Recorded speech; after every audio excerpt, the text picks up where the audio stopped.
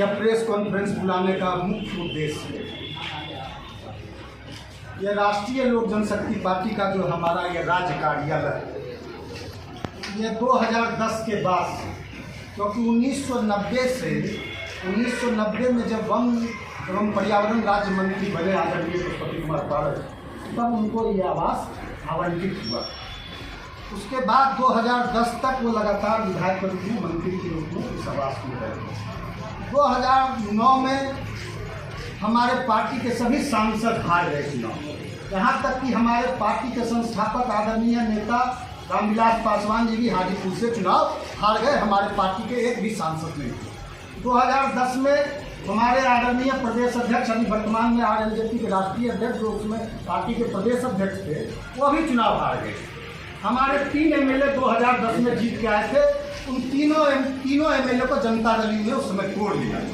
उसके बाद हमारे पास एक भी ना विधायक था, ना एक भी सांसद था। तब भी राज्य स्तरीय पार्टी के रूप में हमको ये कार्यालय मिला हुआ था भवन निर्माण विभाग से।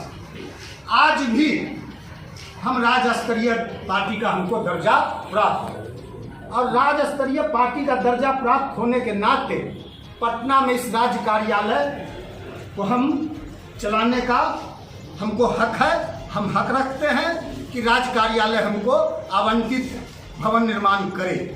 इसके लिए जब 2021 में, आपको बता दें, 2021 में राष्ट्रीय लोक जनशक्ति पार्टी दो भागों में बटी, और एक भाग को राष्ट्रीय लोक जनशक्ति पार्टी का नाम दिया। उस समय हमारे साथ पार्टी के सभी 5 सांसद थे। तो निर्वाचन आयोग भारत ने ECI में हमको राज्य स्तरीय पार्टी का मान्यता दिया, और जो हमारे अपोजिट पार्टी थे उनको भी राज्य स्तरीय पार्टी का मान्यता दिया। हमको चुनाव चिन्ह सिलाई मशीन आवंटित किया, और भारत निर्वाचन आयोग ने राज्य निर्वाचन आयोग को लिखा कि जब तक हमारे यहाँ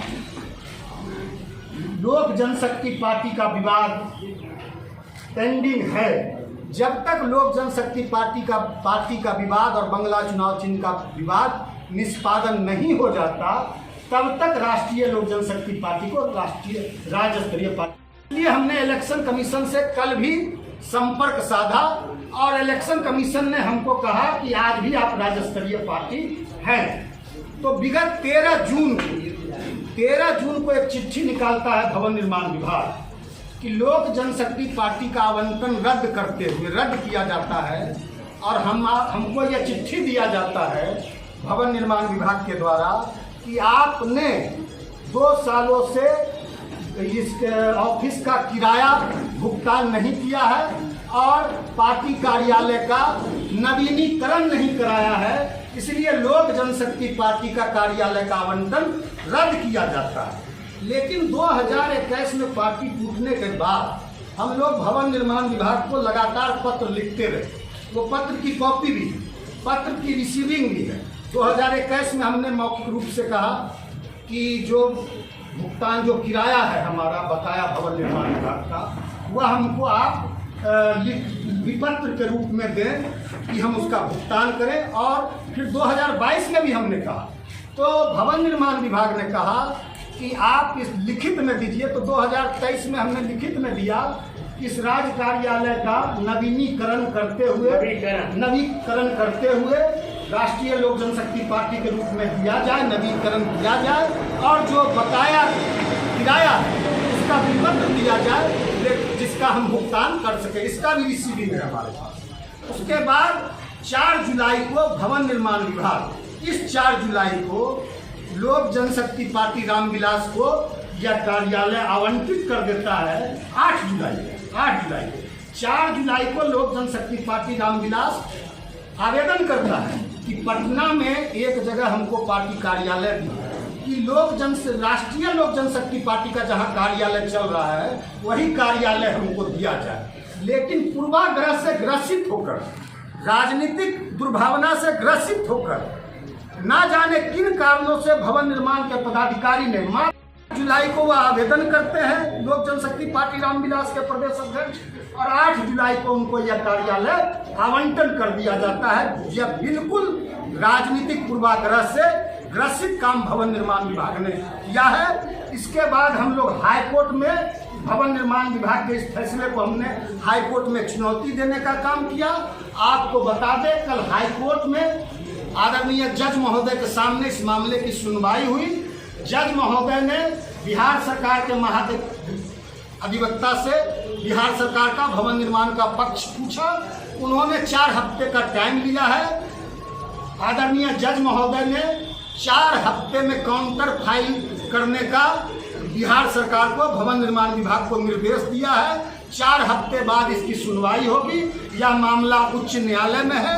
यही आप लोग को सूचना देने के लिए हम बुलाए थे। दूसरा, यह हम लोग पूरे बिहार में यह निर्णय लिया गया है कि आदरणीय राष्ट्रीय अध्यक्ष पशुपति कुमार पारस जी के नेतृत्व में पूरे पार्टी के लोग पूरे बिहार के गांव-गांव जाएंगे, गली-गली जाएंगे, जिले मोहल्ले में जाएंगे, गांव टोले में जाएंगे, खेत खलियान में जाएंगे, पार्टी के संगठन को मजबूत करेंगे, पार्टी के संगठन को और भी विस्तार देंगे, राष्ट्रीय लोक जनशक्ति पार्टी को एक बड़े ऊंचाई पे ले जाएंगे।